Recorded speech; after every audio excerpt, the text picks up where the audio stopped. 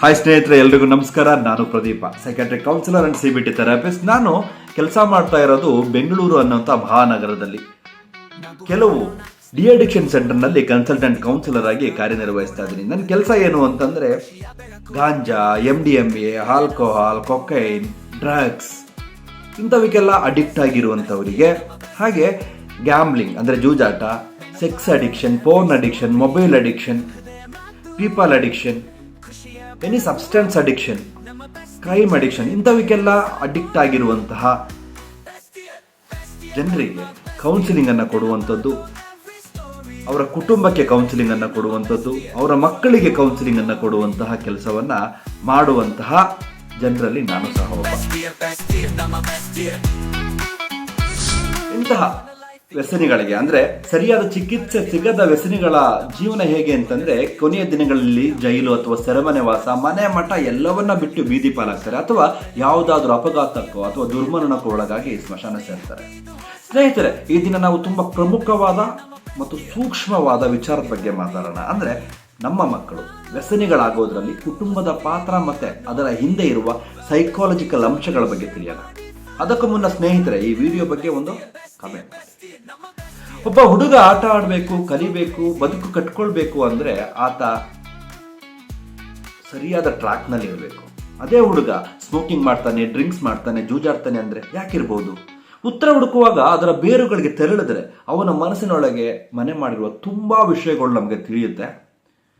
ಸೈಕಾಲಜಿಯ ಪ್ರಕಾರ ಒಂದು ಮಗುವಿನ ವ್ಯಕ್ತಿತ್ವ, ವೈಚಾರಿಕ ಸ್ಥಿರತೆ, ಅಭ್ಯಾಸಗಳು ಇವೆಲ್ಲವೂ ದೊಡ್ಡದಾದ ಪ್ರಮಾಣದಲ್ಲಿ ಮಕ್ಕಳ ಮನೆ ಮಾತುಗಳಿಂದ, ವಾತಾವರಣದಿಂದ ರೂಪುಗೊಳ್ಳುತ್ತೆ. ಅಂಥವುಗಳಲ್ಲಿ ಅತಿ ಮುಖ್ಯವಾದವುಗಳಂದ್ರೆ ಮಾಡೆಲಿಂಗ್ ಬಿಹೇವಿಯರ್. ಪೋಷಕರು ಮಕ್ಕಳು ನೋಡಿದ ಮೊದಲ ಮಾದರಿ. ಆಲ್ಬರ್ಟ್ ಬಾಂಡೂರಾ ಅವರ ಸಾಮಾಜಿಕ ಕಲಿಕಾ ಸಿದ್ಧಾಂತದ ಪ್ರಕಾರ ಮಕ್ಕಳು ನೋಡೋದ್ರಿಂದ ಕಲಿತಾರೆ. Observation learning. ತಂದೆ ಅಥವಾ ತಾಯಿ ಮದ್ಯಪಾನ ಮಾಡ್ತಾ ಇದ್ರೆ ಮಗುವಿಗೆ ಅದು ಸಾಮಾನ್ಯ ಅಂತ ಅನ್ಸುತ್ತೆ. ಅದು ತಪ್ಪು ಅಂತ ಮಗುವಿನ ಅರಿವಿಗೆ ಬರೋದೇ ಇಲ್ಲ. ಮೊದಲು ಅದು ಸಹಜ ಅಂತ ನಂಬ್ಕೊಬಿಡುತ್ತೆ. ಇನ್ನು ಎರಡನೇದು ಅಟ್ಯಾಚ್ಮೆಂಟ್ ಥಿಯರಿ. ಮಕ್ಕಳು ಭದ್ರತೆಯಿಂದ ಜಗತ್ತನ್ನು ನೋಡಬಹುದು. ಪೋಷಕರಿಂದ ಪ್ರೀತಿಯ ಸಂಬಂಧ ಇರುವಾಗ ಮಾತ್ರ ಅದು ಸಾಧ್ಯವಾಗುತ್ತೆ. ಜಾನ್ ಬೌಲ್ಬಿ ಅವರ ಪ್ರಕಾರ ಅಟ್ಯಾಚ್ಮೆಂಟ್ ಶೈಲಿ ಸರಿಯಾಗದೇ ಇದ್ರೆ ಮಕ್ಕಳಿಗೆ ಭಾವನಾತ್ಮಕವಾದ ಸಂಕಷ್ಟ ಉಂಟಾಗುತ್ತೆ. ಇಂಥ ಬೇಸರಗಳು, ಒಂಟಿತನ, ನಿರಾಕರಣೆ ಇವೆಲ್ಲವೂ ನಶೆಯ ಆಶ್ರಯಕ್ಕೆ ಹೋಗೋ ತರ ಆ ಮಕ್ಕಳಿಗೆ ಮಾಡುತ್ತೆ. ಇನ್ನು ಮೂರನೇ ವಿಷಯ ಸ್ಟ್ರೆಸ್ ಅಂಡ್ ಕೂಪಿಂಗ್ ಮೆಕ್ಯಾನಿಸಮ್. ಮನೆಯಲ್ಲಿ ನಿರಂತರ ಜಗಳ, ಕಲಹ ಅಥವಾ ಒತ್ತಡದ ಮನೆ ಮಧ್ಯದ ವಾತಾವರಣ ಮಕ್ಕಳ ಮನಸ್ಸಿನಲ್ಲಿ ಕೋರ್ಟಿಸೋಲ್ ಹಾರ್ಮೋನ್ ಅನ್ನು ಹೆಚ್ಚಿಸುತ್ತೆ. ಅವರು ಈ ಒಳಗಿನ ಒತ್ತಡದ ನಿವಾರಣೆಗೋಸ್ಕರ ಕೋಪಿಂಗ್ ಮೆಕ್ಯಾನಿಸಮ್ಗೋಸ್ಕರ ನಶೆ ಅಥವಾ ಕೆಮಿಕಲ್ ಅನ್ನು ಬಳಸೋದಕ್ಕೆ ಪ್ರಾರಂಭ ಮಾಡ್ತಾರೆ. ಇದೊಂದು ಕೋಪಿಂಗ್ ಸ್ಟ್ರಾಟಜಿ ಆಗಿ ಅವರೊಳಗಡೆ ಬೆಳೀತದೆ. ಇನ್ನು ತಪ್ಪು ಸ್ನೇಹಿತರ ಅಥವಾ ನೆಗೆಟಿವ್ ಪರ್ಸನಾಲಿಟಿ ಇರುವ ಗ್ರೂಪ್ನೊಂದಿಗೆ ಬೆರೆಯುವಂಥದ್ದು.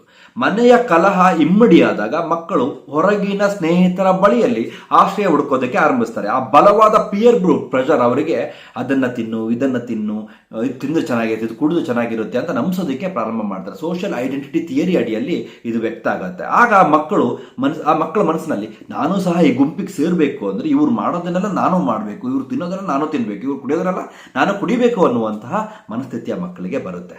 ಇನ್ನು self esteem and identity crisis.